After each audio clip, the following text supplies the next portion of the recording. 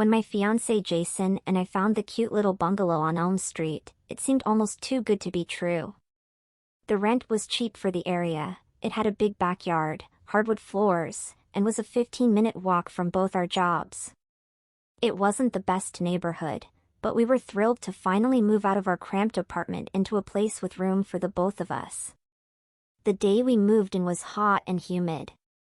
We had the stereo blasting as we unpacked the rental truck, singing along without a care even as our clothes stuck to our sweaty bodies.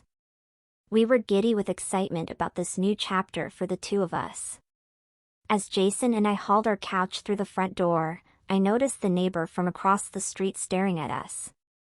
He looked to be in his late 30s or early 40s, average height, with greasy black hair and wire-rimmed glasses.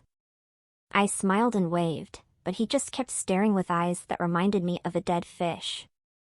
I shuddered a little and turned back to Jason. "Creepy neighbor alert," I said quietly after we set the couch down.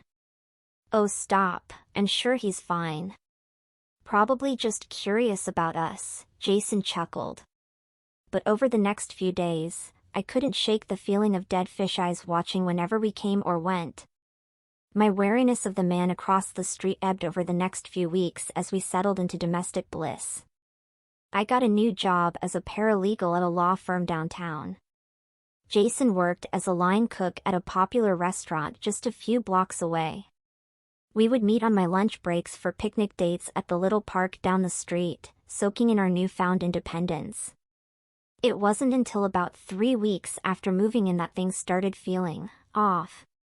I woke one morning to find the back gate wide open. Both Jason and I distinctly remembered locking it the night before. Then I started noticing small things out of place around the house. My pearl earrings would go missing for days only to mysteriously reappear in a silverware drawer. The porch chairs would be moved halfway down the walkway as if someone had been sitting in them in the middle of the night. I told Jason about the odd happenings, expecting him to laugh them off as me being paranoid again. But instead his smile faded. "Things have been weird at work this week too," he said slowly. "I keep misplacing my good knife set, then finding the knives in random spots around the kitchen. At first I figured it was the new dishwasher playing a prank. I felt goosebumps break out down my arms at the implication. An intruder. The following Monday was my day off. As I pruned away at the rose bushes lining the front porch, dead fish eyes emerged from his dingy little house and crossed the street towards me. I set the pruning shears down warily as he came up our front walkway with a saccharine smile. "I don't think we've been formally introduced. I'm Thaddeus.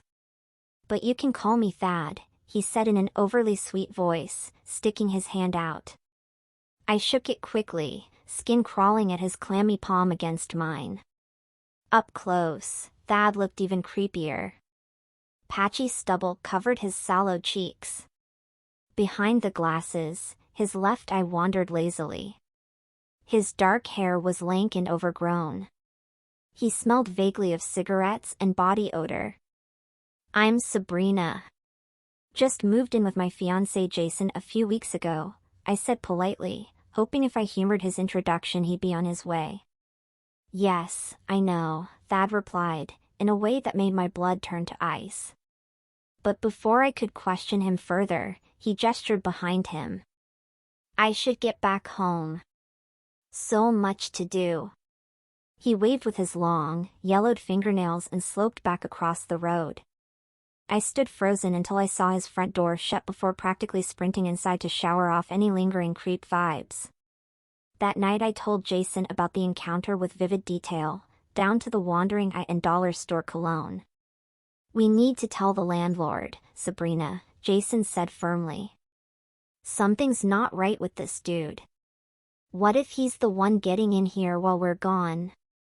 My stomach turned at the thought. First thing the next morning, we stopped by the rental office and told them all about Thad and the escalating suspicious activity. But without concrete proof, they could only file an official complaint and promise to change the locks that weekend. We headed home hoping that would be the end of our neighbor problems. Only instead of getting better, things got much, much worse.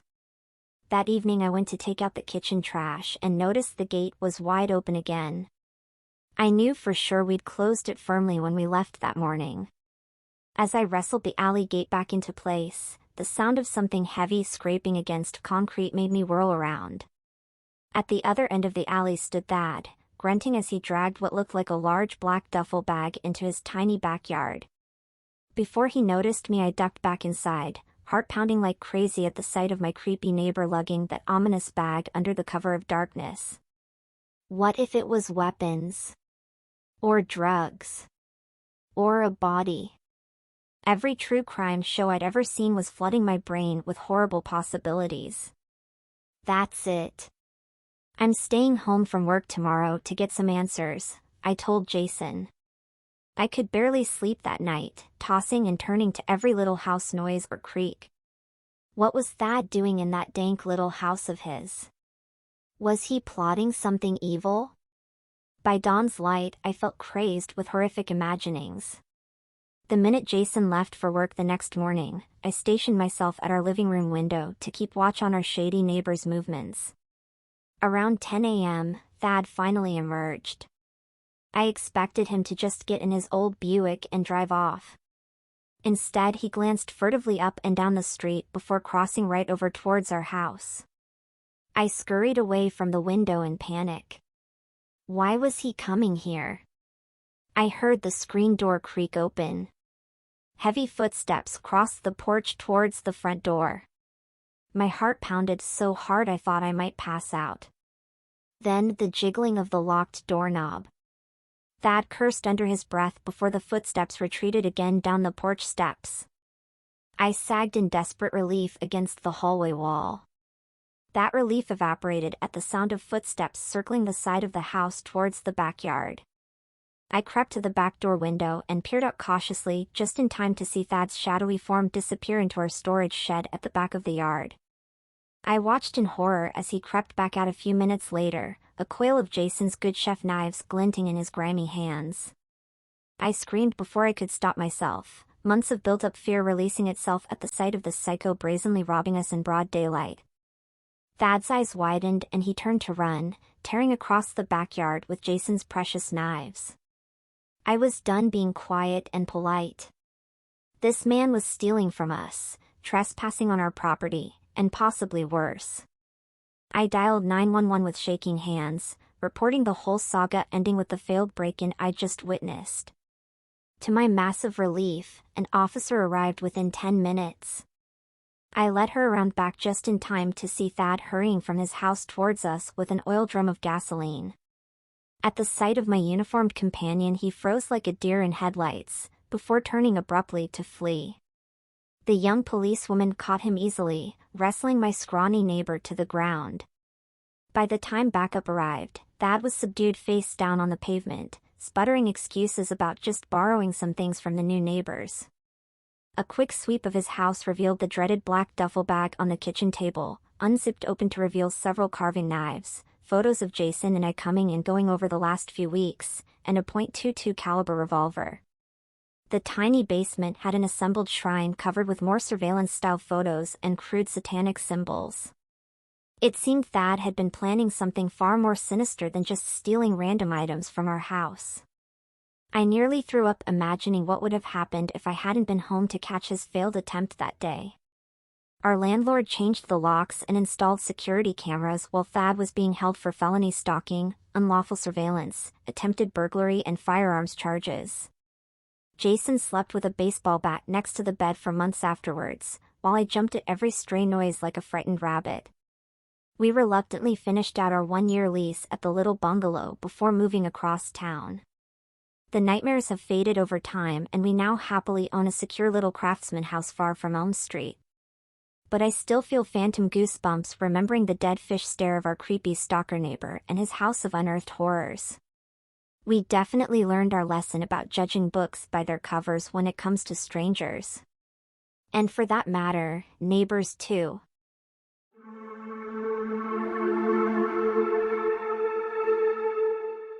When I first moved into my new apartment, I was excited at the prospect of meeting new people.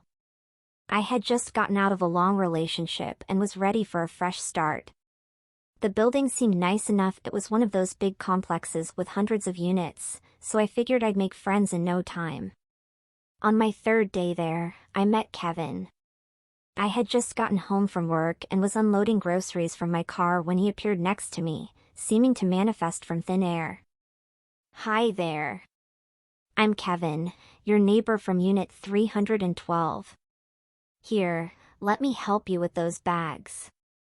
Before I could protest, he had grabbed several bags and proceeded to my apartment door. I smiled politely and unlocked it, letting him inside. "Thanks for your help," I said. "I'm Amanda." "Pretty name for a pretty girl," Kevin grinned. He seemed friendly enough, albeit a little eager. But I brushed it off as he seemed to just be making an effort to welcome me. He asked me questions about where I was from, what I did for work, and if I had a boyfriend. I answered vaguely, a bit put off by his invasive curiosity. After putting all my groceries away, I thanked him again for his help and gently hinted that I needed to get going. Kevin left reluctantly after asking if I wanted to get dinner sometime soon to get to know each other. I declined as politely as I could. There was something about his overly helpful attitude that didn't sit right with me. Over the next few weeks, Kevin became a constant presence. Every time I left or returned to my apartment, he seemed to appear out of thin air. He always had little gifts for me: home-baked cookies, flower bouquets, even jewelry once. They were thoughtful gestures, I guess, but I couldn't help feeling like he was trying too hard to get on my good side. "Oh, you really shouldn't have," I said again and again with a strained smile. He just beamed back eagerly and told me how nice it was to do things for a lovely girl like me. When my mother came to visit, Kevin popped up the second we got out of the car with a batch of chocolate chip cookies for her. He asked what seemed like 100 questions about who she was, what she did back home, and if she thought I should date more. My mother thought he was odd but polite, if only she knew the extent of his clingy attitude with me. One rainy night, I heard a knock on the door. When I looked through the peephole, there was Kevin holding an umbrella and a box of chocolates. Before I could pretend I wasn't home, he shouted at the door, "Amanda. Are you there? I brought you some chocolates so you don't get lonely tonight in the big storm." Reluctantly, I opened the door and thanked him quickly for the gift before saying I was really tired and needed to rest. Disappointment clouded his face briefly before he put that unsettling smile back on and said he understood, but maybe we could watch a movie together another time. I agreed just to get him to leave. It didn't take long for his kindness to become creepy. He knew too much about me and my work hours, my weekend plans with friends, everything. He always seemed to be conveniently taking out his trash whenever I left my apartment. If he spotted me checking the mail, he'd rush to my side like an excited puppy, asking way too personal questions. One Saturday night, I brought a guy I had just started seeing back to my place. As we made out on my couch, a knock on the door startled us. When I opened it, Kevin's hulking form greeted me with balloons and flowers. He started babbling well wishes for what he thought was my birthday tonight until his eyes landed on my confused date behind me. Anger flashed over Kevin's features before he put that chilling smile back on. "Oh. My mistake. So sorry, I'll let you get back to hanging out," he said hurriedly before rushing back to his unit. My date seemed wary of him too and said maybe we should head out somewhere. I couldn't have agreed more. I needed to get away from my stalker neighbor. Over the next few weeks, I thought about moving out. Kevin's unwanted gifts and appearances became even more frequent. He grew bolder, knocking late at night to check up on me or leaving weird love notes under my door. His messages grew darker too, questioning who I had over so late and that I should be careful letting strangers into the building at night. I had enough. After a sleepless weekend with Kevin basically camping outside my unit, I marched to the leasing office first thing Monday morning. I told them everything: the invasion of privacy, strange gifts, knocking at my door at ridiculous hours. The manager looked concerned and promised to speak to Kevin right away. When I got home, I turned the corner toward my apartment and froze in my tracks. My front door hung wide open. No signs of forced entry, but it was definitely not how I left it. Terrified, I backed away and called the police. It turned out Kevin had made himself a copy of my key in case I ever got locked out. To thank the nice leasing manager for promising to talk to me, that sick creep had broken in looking for information about where in the unit I felt most at home. He wanted to set up some twisted romantic surprise for me. The police arrested Kevin and I filed a restraining order the same day. I moved out the next week, too terrified to stay in that complex any longer, knowing he could find ways back to me. Last I heard, Kevin was getting court-ordered therapy, but I didn't want to know or hear anything else about him ever again. I'm much more cautious about seemingly friendly strangers these days. Sometimes an overly gracious person can turn into an obsessive stalker before you realize their smiling facade hides a darker truth you never wanted to find.